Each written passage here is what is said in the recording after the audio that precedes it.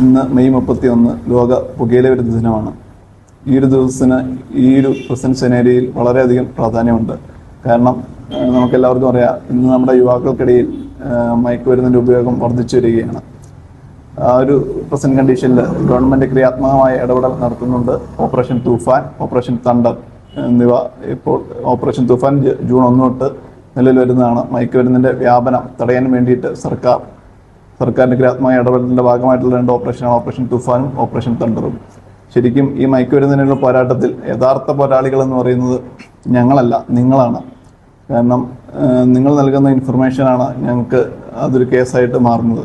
നിങ്ങളുടെ ഇൻഫർമേഷൻ തരിക, തീർച്ചയായിട്ടും ഞങ്ങൾ അതിൻ്റെ ഒരു ക്രിയാത്മകമായ ഇടപെടൽ നടത്തുന്നതാണ്.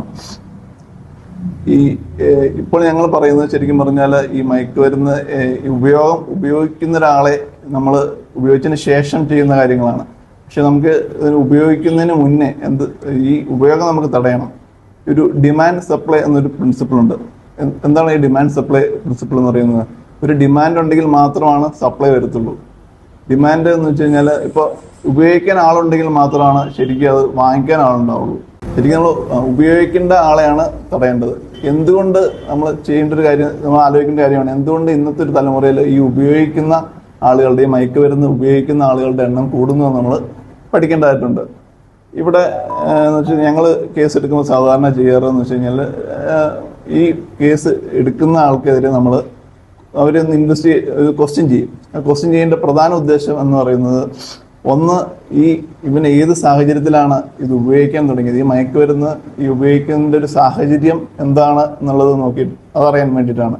രണ്ടാമത് എന്ന് പറയുന്നത് ഇതിൻ്റെ സോഴ്സിലേക്ക് എത്താൻ വേണ്ടിയിട്ട്, ഈ പറഞ്ഞ ആൾക്ക് ഈ മയക്കുമരുന്ന് എവിടുന്ന് ലഭിക്കുന്നു, അങ്ങനെ ലഭിച്ച സോഴ്സ് കട്ട് ചെയ്യുന്നതിന് വേണ്ടിയിട്ടാണ്. ഈ 2 കാര്യങ്ങൾക്കാണ് നമ്മൾ ശരിക്കും പറഞ്ഞ് ഇയാളെ ക്വസ്റ്റ്യൻ ചെയ്യുന്നത്.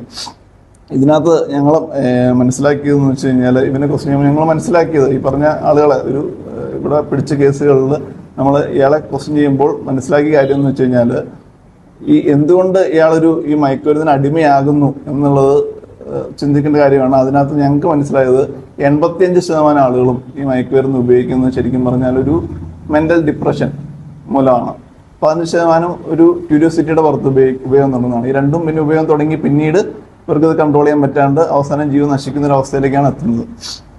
അപ്പോൾ ഈ 85% നമുക്ക്, ഈ 100% നമുക്ക് കൺട്രോൾ ചെയ്യാൻ പറ്റും. എന്തുകൊണ്ട് ഈ ഒരു തലമുറയിൽ ഇങ്ങനെ വരുന്നത്? പണ്ട് നമ്മൾ ചിന്തിച്ചു കഴിഞ്ഞാൽ, പണ്ടത്തെ തലമുറയിൽ ശരിക്കും പറഞ്ഞാൽ മയക്കുമരുന്നിന്റെ ഇവർക്ക് ഡിമാൻഡ് ഉണ്ടായിരുന്നുകൊണ്ടാണോ പണ്ടത്തെ തലമുറയിലും? എന്തുകൊണ്ട് പണ്ടത്തെ തലമുറയിൽ ഈ ലഹരി ഉപയോഗം പണ്ടത്തെ ശരിക്കും പറഞ്ഞാൽ അവൈലബിലിറ്റി ഉണ്ടായിരുന്നു, പക്ഷെ അവരെന്തുകൊണ്ട് ഒരു മെന്റൽ ടെൻഷൻ അല്ലെങ്കിൽ പ്രഷറിന്റെ പുറത്ത് ഉപയോഗിക്കുന്നില്ല എന്ന് നമ്മൾ ചിന്തിക്കേണ്ടതായിട്ടുണ്ട്.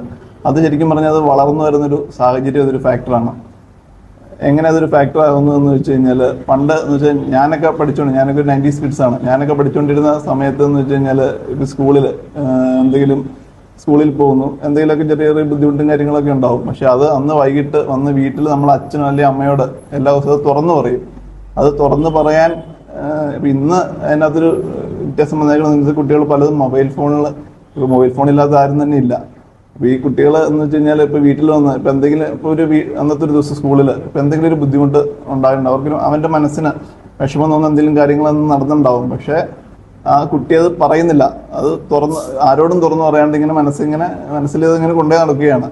അങ്ങനെ കൊണ്ടേ നടക്കുമ്പോൾ എന്താണ് സംഭവിക്കുന്നത് വെച്ച് കഴിഞ്ഞാൽ, അവനറിയാണ്ട് തന്നെ അവൻ്റെ മനസ്സിലൊരു ഭയങ്കര വിഷമം ഉണ്ടാകുകയും അതൊരു അവസാനം ഒരു ലഹരി ഉപയോഗത്തിലേക്കും ആത്മഹത്യയിലേക്കും അങ്ങോട്ടേക്ക് എത്തുകയാണ് ചെയ്യുന്നത്.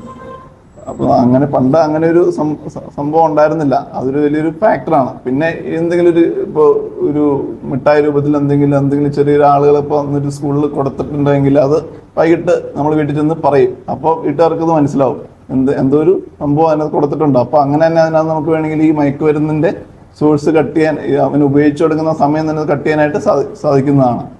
കാര്യം എന്ന് വെച്ചാൽ, നമ്മൾ ജീവിതത്തിൽ ആദ്യം തോൽക്കാൻ പഠിക്കുക, തോൽവിയിൽ നിന്നും വിജയത്തിലേക്ക് എത്തിച്ചേരുക. അങ്ങനെ ഇപ്പോൾ 1 തവണ തോറ്റു, 2 തവണ തോറ്റു, 3 തവണ തോറ്റു എന്ന് വിചാരിച്ചാൽ നിങ്ങളാകെ ഒരു ഡെസ്പ് ആവേണ്ട ഒരു കാര്യമില്ല. പിന്നീട് അത് വിജയത്തിലേക്കായിട്ട് മാറും. അല്ലാണ്ട് ഈ ലഹരി ഉപയോഗത്തിലേക്കോ ഈ പറഞ്ഞ ഇതിലേക്കൊന്നും പോകാണ്ടിരിക്കുക. ഇത്രയും പറഞ്ഞുകൊണ്ട് നന്ദി.